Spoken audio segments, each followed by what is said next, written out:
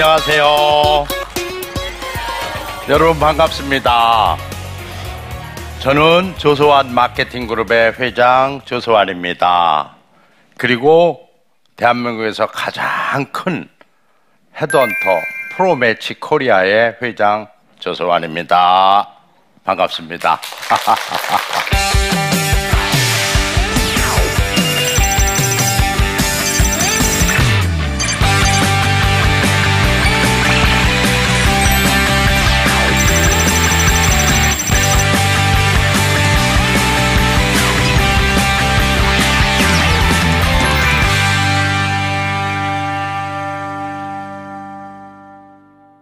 사실 오늘 제가 어떤 강의를 할까라고 고민을 많이 했습니다. 그런데 우리가 살면서 가장 중요한 게 뭘까를 생각해 봤습니다. 그런데 이 세상 살면서 가장 중요한 것은 스스로 동기유발시키는 것이다 라고 생각을 했습니다. 그래서 오늘 강의 제목이 셀프 모티베이터가 되라. 스스로 동기를 유발하라 이런 얘기죠. 사실 이렇게 올라올 때 멀쩡하게 올라와서 이 강사가 멀쩡한 사람같이 보입니다만은 사실은 저는 오른손이 없습니다. 이 오른손이 의수예요. 몰랐죠?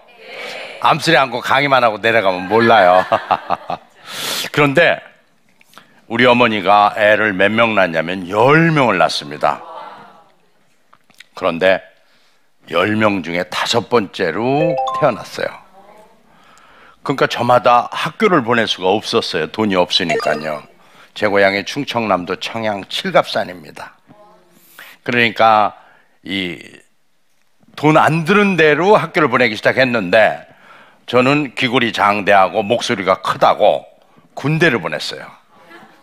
그래서 군 장교가 됐습니다. 그런데 얼마 안 있어가지고 부대 내에서 수류탄 폭발 사고가 나요. 그 수류탄을 집어서 소대장은 제가 멀리 던지려고 했는데 이게 손을 빠져나가지 않고 여기서 터져버렸어요. 그날 그 즉석에서 손 이만큼이 잘려져 나가버렸습니다. 그리고 철물을 쓰고 있었고 파이바를 쓰고 있었는데 철물을 뚫고 파이바를 뚫고 파편이 큰 것만 24개가 나왔어요.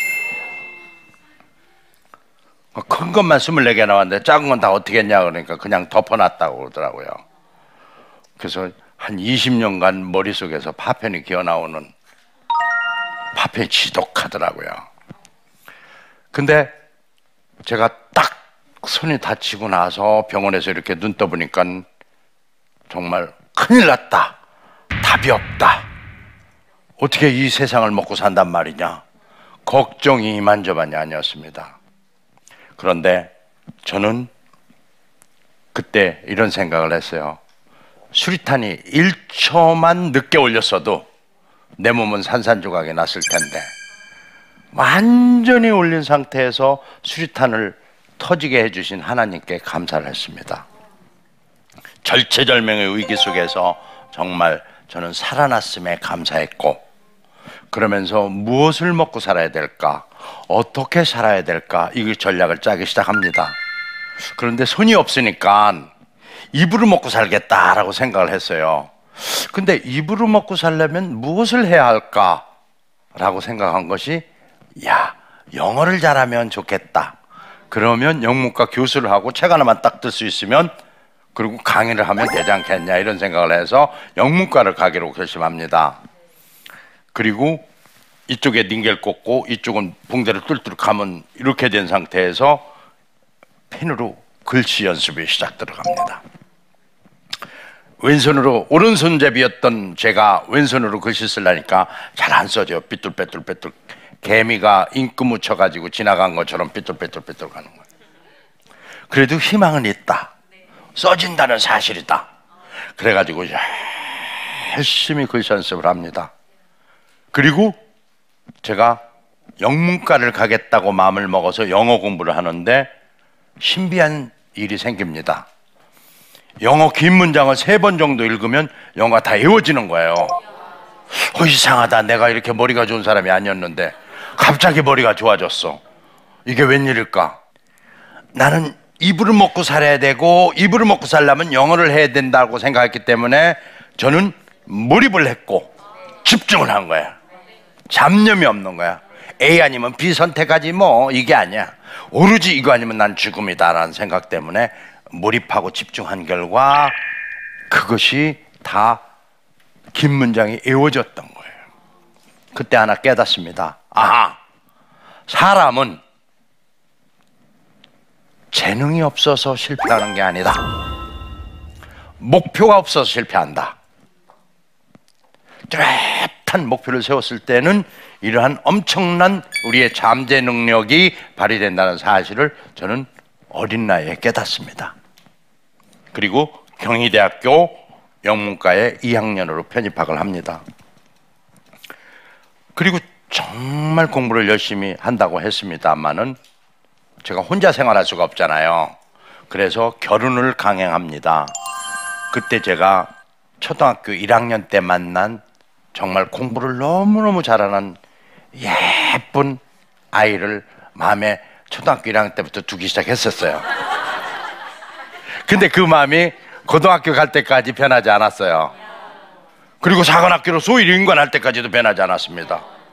그래서 이 사람한테 제가 결혼을 하자고 얘기합니다. 근데 이 사람이 뭐라고 그러냐면 병원 때부터 저를 와가지고 제가 너무너무 보고 싶어 했는데 병원에서도 와가지고 저를 간호해주고 이랬거든요. 근데 막상 결혼한다고 그러니까 장인어른이 엄청나게 반대하는 거예요. 무슨 소리냐, 두 손 가진 사람이 이렇게 많은데 왜 하필 한 손 가진 사람한테 결혼하냐. 더군다나 꿈도 없고 희망도 없고 미래도 없고 더군다나 직업도 군인이었는데 이런 놈한테 왜 가냐. 아버지로서는 당연하죠. 그 딸이 얼마나 고생할 생각하니까 끔찍해요. 그러니까 아버지 입장에서는 그렇잖아요. 저도 딸 낳아서 이제 결혼할 나이가 됐는데 얘를 손 없는 사람한테 시집 보낸다고 생각하면 저도 목숨 걸고 반대입니다. 조소한 아바타한테 간다고 해도 전 반대일 거예요. 근데 그 아버지 어떻게 했겠어요? 저는 그 아버지 심정을 잘 압니다. 그래서 나중에 아버지가 너 내 딸로 남을래? 저는 아내가 될래? 둘 중 하나 결정하거라. 저를 택해서 나왔어요. 제 어찌 어영부영 살겠습니까? 제 어찌 대충 일을 할까요? 저는 인생의 목표가 이 사람이었습니다. 이 사람을 행복하게 해주자. 그리고 이 사람을 위해서 내가 목숨이 붙어 있는 한 난 반드시 되게 한다. 이런 각오를 하죠. 뚜렷한 목표 설정이 된 겁니다. 목표 설정이 되니까 흔들림이 없죠. 흔들림이 없다 보니까 정진할 수밖에, 그리고 몰입하고 집중할 수밖에. 그런데 문제가 생겼어. 대학교 2학년 때 결혼하자마자 애가 덜커덕 생겼어. 우리 먹고 살 것도 없는데 애까지. 큰일 났어. 낳는데 너무너무 예쁘고 착하고 귀여운 거예요. 그래갖고 저는 1년 뒤에 애를 또 납니다. 시어머니 닮았나 봐. 애 낳는 이 파워가 있는 것 같아. 둘로 이제 끝내고 저는 유학의 꿈은 사라지고 이제 취직을 하려고 그러는데 문제는 여기서부터야. 취직이 안 되는 거야. 이상하다. 국가유공자 우대해주고 가점해준다는데 왜 취직이 안 되지? 이러고 그랬는데 그건 그냥 하는 소리고 안 받는 거예요. 이게 느껴지니까 무서워요. 그동안 나는 행복했다. 왜? 나는 다 이뤄도 이 사람만 있으면 돼 라는 생각 때문에 행복했는데 이거 사회로 나가려고 그러니까 이건 살벌하게까지 할 정도로 이 장애인에 대한 이 편견이 심해. 그때 깨달은 게 큰일 났다. 이거 손톱처럼 손이 자라나는 것도 아니고 생기는 것도 아닐 텐데 이거 평생 내가 이 사이의 오만과 편견 속에서 살아남을 수 있을까를 생각합니다. 그러나 저는 스스로 동기유발시킵니다. 셀프 모티베이터가 되죠. 서하나, 용기를 잃지 말거라. 뜻 있는 곳에 길이 있다. 네가 구하라. 주실 것이다. 두드려라. 열릴 것이다. 우리가 선을 행하되 낙심하지 말지니 포기하지 아니하면 때가 이름에 거두리라. 성경 말씀이죠. 갈라디아서 6장 9절. 말 그대로입니다. 전 강연 끝입니다. 요게 결론입니다. 우리가 선을 향하되 낙심하지 말지니 포기하지 아니하면 때가 이름에 거두리라. 이 성경 말씀대로 세상은 이루어진다는 것을 저는 몸소 체험을 합니다. 그리고 저는 영문과 졸업하고 힘들게 애경에 취직을 합니다. 애경에서도 손 다쳤다니까 면접 중단하고 대장 통보시켰어요. 저는 전철에서 뛰어내릴까 하는 생각을 했습니다. 너무 속상하고 너무 괴로워서. 그래서 어떡할까 하다가 마음을 바꿉니다. 무슨 소리야? 내 애기와 내 사랑하는 사람 어찌하고 이렇게 우악스러운 생각을 한단 말이냐라고 해서 저는 다시 면접 장소로 뛰어들어갑니다. 그리고 얘기를 하죠. 난 오른손 이름과 동시에 어영부영 살 자격을 이룬 사람이요. 난 어쩔 수 없이 열심히 할 수밖에 없어. 라고. 그러자 그 용기를 높이 샀던, 다시 들어와서 그런 얘기를 하는 용기를 높이 샀던 애경그룹의 오너 장영심 회장님은 저를 합격시킵니다. 그래서 저는 애경에서 승승장구를 합니다. 왜? 일 열심히 하니까. 일단 합격되면 일 열심히 하는 사람이 예쁘지, 손이 한 개고 두 개고 이런 건 세지를 않아요. 손이 세 개면 어떡할 거야? 두 개면 어떡할 거야? 일 열심히 하는 사람이 이쁘고 성과를 내는 사람이 예쁜 거죠. 일 열심히 하니까 자동 성과를 냈고, 여러분이 많이 알다시피 샴푸 아린스가 하나로 샴푸. 이거 제가 한 겁니다. 대박! 그뿐이 아니고 수없이 많은 화장품에 세제 이런 것들이 성공하면서 저는 최연소 별을 답니다. 군대에서는 별이 장군이라고 표현하지만 사회에서는 별을 이사라고 표현을 하죠. 그러면서 저는 몸값이 천정부지로 올라갑니다. 그래서 다국적 기업에서 저를 얼마든지 네 몸값은 줄 테니 너 이쪽으로 오라, 이쪽으로 오라. 그래서 제 마음대로 회사를 올라갑니다. 미국 회사, 스위스 회사, 영국 회사, 다국적 기업, 민영기업, 공기업, 서비스업, 제조업. 결국에 끝으로 KTF에 마케팅 전략실장으로 스카웃돼 갑니다. 거기에서도 정말 단 하루도 열심히 하지 아니한 적이 없습니다.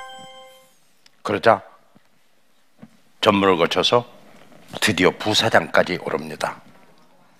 그때까지 계속 많은 사람들이 손이 몇 개야 이거 안 셌습니다. 너 어디 출신이야? 칠갑산이야? 서울이야? 그거 안 물어봤어요. 너 경희대야? 서울대야? 그것도 안 물어봤어요. 거기에는 물론 스탠포드 박사도 있었습니다. 부사장은 손 하나 없는 제가 됐죠. 왜 그랬을까요? 끊임없이 저를 동기유발시키고, 낮에는 일하고 밤에는 공부하고, 낮에는 일하고 밤에는 공부하고, 틈만 있으면 책 읽고, 틈만 있으면 최고 경자과정 가고 주경야독을 했죠. 그럴 때마다 하나님께서 도와주셨습니다. 성취의 기쁨을. 그래서 KTF 부사장 갔는데 갑자기 KT와 KTF가 갑자기 돼버렸어요. 그 부사장했던 저 고위직이었던 저는 출세를 일찍 한 게 문제가 됐어. 왜? 일종의 파이어. 통합되면서 부사장 필요 없는 거야. 그래서 저는 중국으로 넘어갑니다. 중국으로 넘어가서 저는 이런 생각을 하죠. 난 마케팅 전문가. 나는 대한민국 최고의 마케팅 전문가로 사람들이 알아주는 사람이야. 그렇기 때문에 중국에서 난 해낼 수 있을 거야 라고 해서 막 지독하게 중국을 개척합니다. 그리고 드디어 제 꿈을 이루옵니다. 그리고 33년 직장 생활을 마감합니다. 사장으로서. 그리고 이제는 조소한 마케팅 그룹의 회장, 더불어 국내 최대 규모의 헤드헌터 프로매치 코리아의 회장 자리를 2개를 하고 있습니다. 열심히 하면 된다. 그리고 안 돼도 자꾸 들이대라. 절대 포기하지 마라. 이제는 조소한 손이 없는 것이 뭐가 됐느냐? 이거는 조소한의 아이콘이 됐어. 이렇게 깔봤을지 모르지만 요새는 저를 깔본 사람 아무도 없어.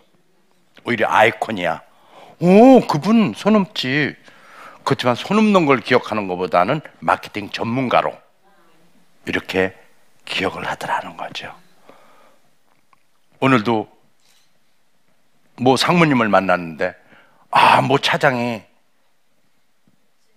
회장님을 아세요? 어떻게 해요? 뭐 마케팅의 전설이라고 얘기를 하시던데요. 그래서 많은 텔레비전에서 마케팅에 살아있는 전설로 소개되고 이제는 각 방송사에서 저를 캐스팅하려고 애를 쓰고 이런 사람이 된 거예요. 저도 몰랐죠. 그래서 또 한 번 기도합니다. 하나님 감사합니다.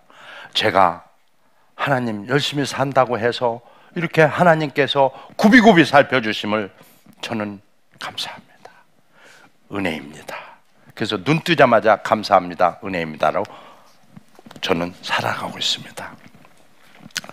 엄청난 고난과 시련에 우리는 부딪습니다만은 제가 말씀드리고 싶은 거는 스스로 동기유발시켜서 절대 포기하지 마라. 성공과 실패 사회에서는 딱 한 단어가 더 존재한다. 그는 포기다. 근데 포기를 안 하려면 어떻게 해야 될까? 스스로 동기유발 시키는 것이 가장 중요한 덕목임을 저는 오늘 강조하고 싶습니다. 여러분 건투를 빕니다. 감사합니다.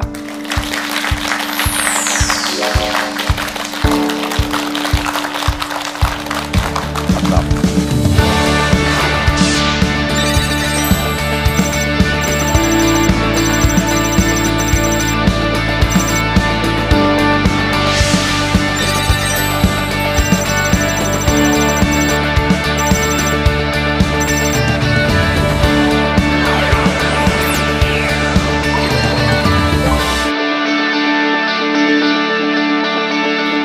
영상으로 질문해 오신 분이 계세요.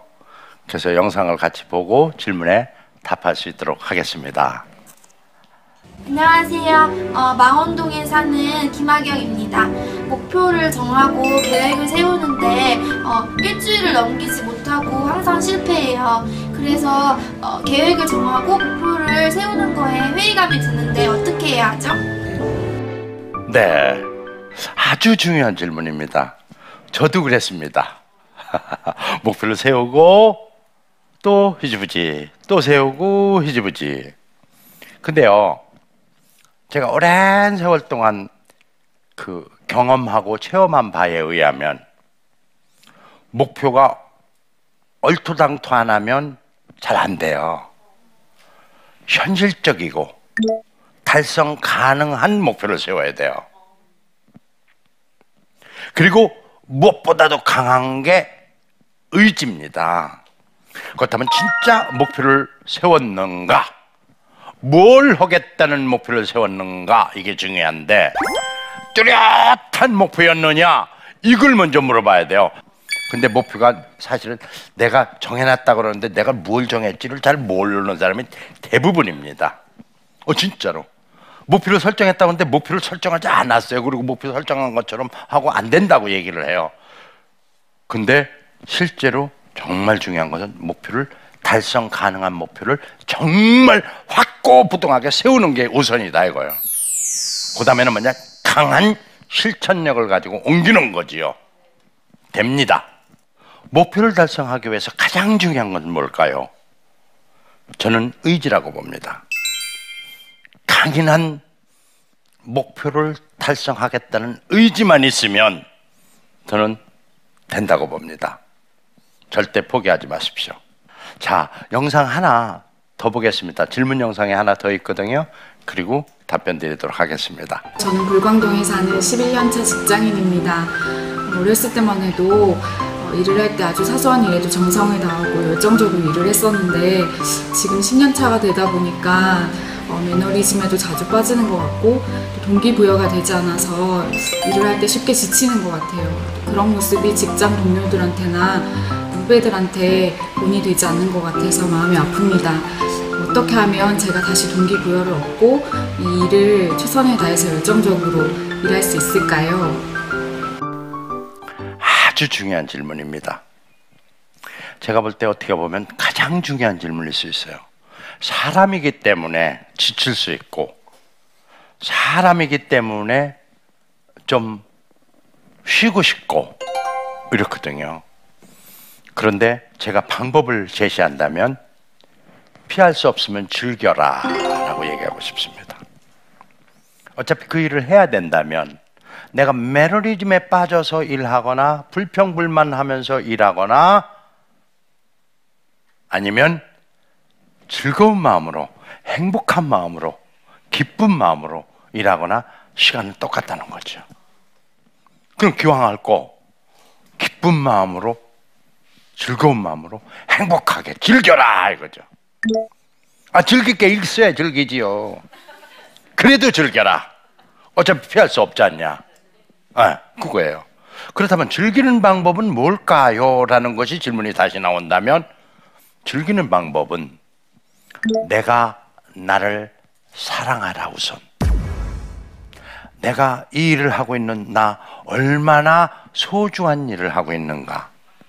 그리고 이 일을 함으로써 많은 사람들이 혜택을 보고 있다는 사실에 난 보람을 느낀다.